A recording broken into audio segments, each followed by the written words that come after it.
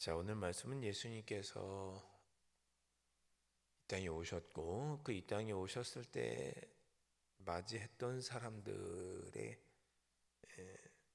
다양한 태도를 보여주고 있습니다. 반응이라고 할까요?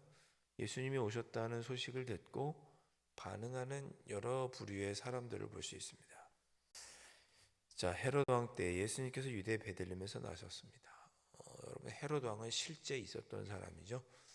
로마에게 왕으로 인정받았던, 로마가 네가 이스라엘을 다스리는 왕으로 인정해 줄게라고 실제로 로마의 역사에도 등장하는 사람이 헤롯 왕입니다. 그때 태어나셨습니다. 헤롯 왕은 잔인한 그런 왕이었습니다.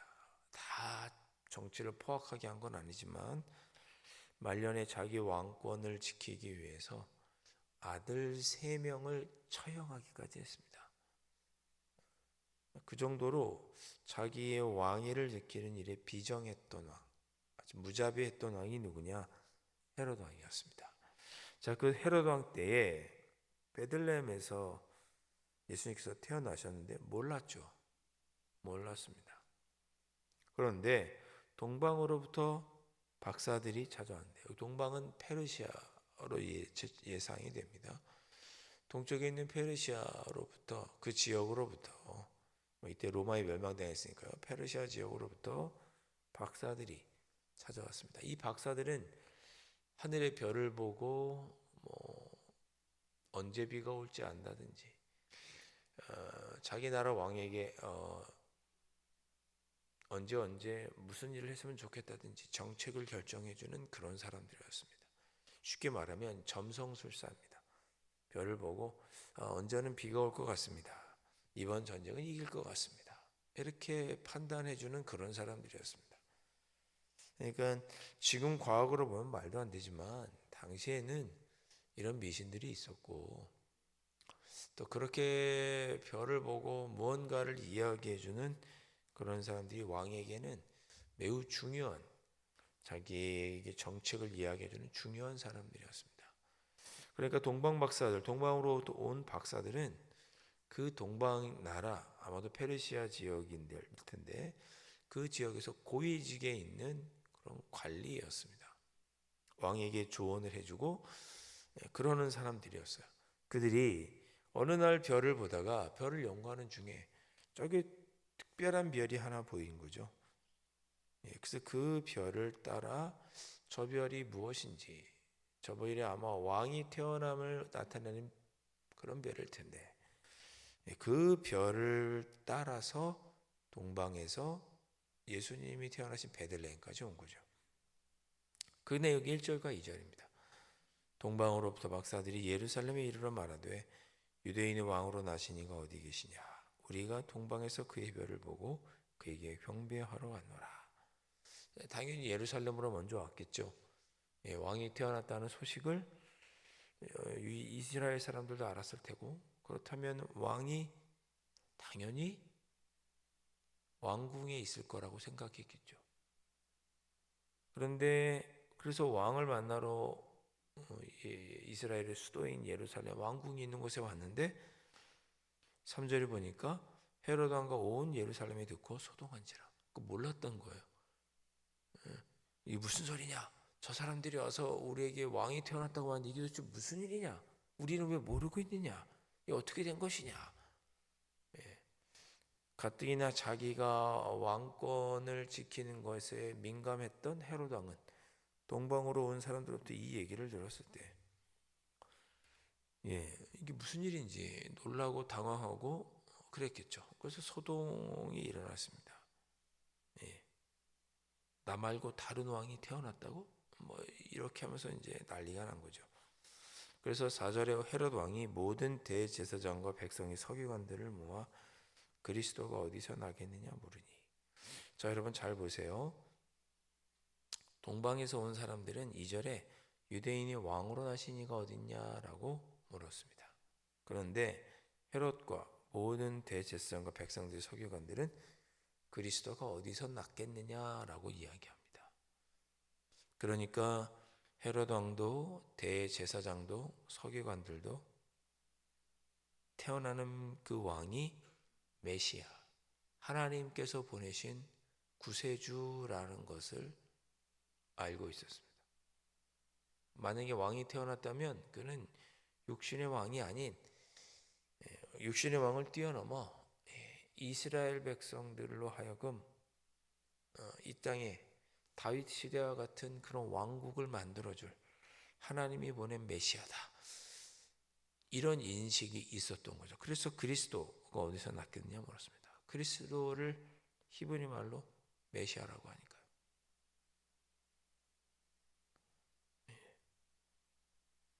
그러니까 헤롯과 여러 대신들, 이스라엘 대신들은 그 유대인이 왕으로 왔다는 사람, 그 동방박사의 이야기를 듣고 그들이 말하는 유대인이 왕이 곧 메시아인 것을 알았던 거죠. 그래서 부랴부랴 그것에 대해서 기록을 찾고 어떻게 된 것인지 찾았더니 5절에 보니 이르되 유대 베들레헴이 오니 이는 선지자로 이렇게 기록된 바, 또 유대 땅 베들레헴아 너는 유대 고을 중에서 가장 작지 아니하도다. 내게서 한 다스리는 자가 나와서 내 백성 이스라엘의 목자가 되리라 하였음이니라. 한 선지자, 바로 미가 선지자가 예언했던 말씀, 미가서 5장 2절의 말씀을 대제사장, 서기관들, 바리새인들이 헤롯 왕에게 이야기를 해줍니다.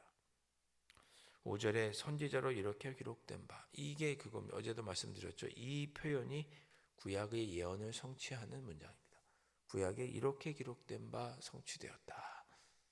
미가서의 쭉 6절에 나오는 거죠. 구약 예언 성취문이라고 합니다. 여러분 이상하지 않으세요? 저 동방의 이방인들은 유대인의 왕이 태어났다고 해서 동방에서 옵니다. 뭐하러 굳이 동방에서 왔을까요? 자기 나라 왕도 아닌데 왜 유대 땅 베들레헴에 이스라엘 왕이 태어났다는 소식을 확인하기 위해서 왔을까요? 그만큼 기대하고 어떤 일이 있으려나 궁금하고 그런 마음으로 왔겠죠. 그런데 정작 메시아가 태어났다는 소식을 듣고 헤롯 왕, 유대에 있는 바리새인 서기관들은 예수님을 죽이려고 합니다. 예수님의 태어나심을 듣고 반응하는 사람들의 모습이 다른 거죠. 사랑하는 성도 여러분, 여러분은 예수님께서 태어나는 것이 기쁘십니까? 우리의 메시아이신 것이 기쁘십니까? 기쁘죠. 너무나 당연한 얘기를 제가 여쭤봤습니다. 그런데 헤롯 왕은 그러지 않았고 대제사장들은, 서기관들은 그러지 않았습니다. 7절, 헤롯이 가만히 박사들을 불러 별이 나타난 때를 자세히 묻고. 왜 자세히 물어봤을까요? 죽이려고. 나중에 뒤에 보면 어떻게 됩니까? 13절 이하에 보면 동방 목사들이 자기한테 이야기해 주려고 부탁을 하고 갔는데 동방 목사들이 자기한테 예수님이 태어난 그 장소나 어디서 만났는지를 얘기하지 않고 돌아가죠. 그래서 어떻게 합니까?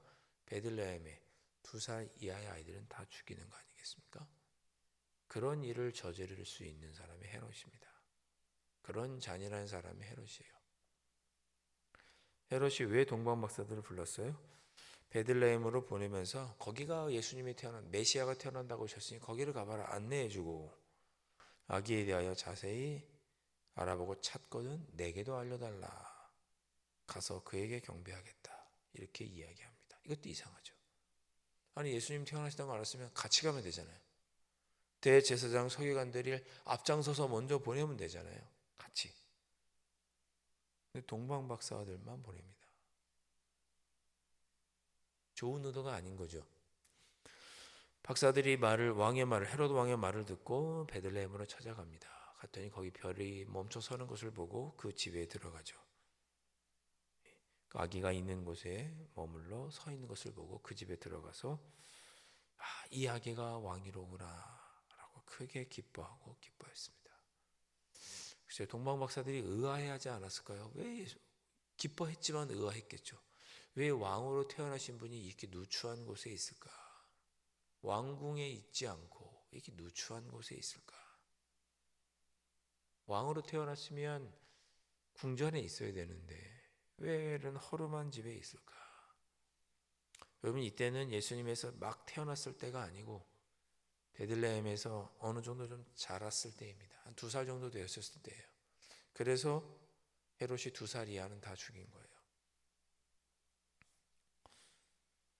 자, 그 예수님을 보고 동방박사는 향금과 유향과 모략을 예물로 드리고 아기 예수님께 경배합니다. 누구는 예수님을 만나서 기뻐하고 경배하고 예배드렸다는 뜻이죠. 예물을 드리고, 누구는 예수님의 태어남을 듣고도 모른 채 하고 심지어 죽이려고 합니다. 헤로드 왕은 안 갔다고 해도 대제사장 서기관들, 바리새인들, 성경을 연구했던 서기관 이런 사람들은 가야죠. 헤로드 왕이 무서워서 아무도 안 간 거 아니에요? 12절, 그들은 꿈에, 동방박사들은 꿈에 헤로데로 돌아가지 말라 하는 천사의 지시를 듣고 다른 길로 해서 고국으로 돌아가게 됩니다. 나중에 헤롯이 동방박사들이 왜 나한테 안 오고 그냥 갔지? 그때 나중에 알고 예수님을 죽이기 위해, 누군지 모르니까 2살 이하의 아이들은 다 죽입니다. 아까 동방박사들에게 아기가 태어났다는 이야기를 들었잖아요. 자세히 물었죠. 언제 그걸 알았느냐? 2년 전에 동방박사들이 별을 보고 따라온 거예요. 그 별을 언제 봤습니까? 작년 초부터 우리가 그 별을 보고 찾아왔습니다. 작년 초? 2025년 1월부터? 그래. 2025년 1월부터 태어난 아이들은 다 죽이겠구나. 그래서 2살 미만의 아이들은 다 헤롯이 죽이게 된 거죠. 여러분, 이런 표현이 좀 그렇습니다만은 나는 헤롯인가 대제사장인가 동방박사인가 우리 자신에게 한번 물어보시기를 바랍니다. 예수님을 나의 구주로 내 안에 모신 나는 기쁘고 감사하고 예배하는 삶이어야 하겠죠. 찬송가도 우리가 불렀죠. 주 예수보다 귀한 것은 없네. 이 세상 명예, 부귀, 행복 그 어떤 것도 비길 수 없네. 찬양했습니다. 그러면 예수님을 품고 있는 우리의 삶은 가장 기뻐야 하겠죠. 주 예수보다 귀한 것이 없으니. 그러나 우리는 어떤 모습으로 신앙생활하고 있는가? 헤롯까지는 아니겠지만 혹시 걱정, 근심, 염려에 여전히 휩싸여 있는 다른 사람들은 아닌가?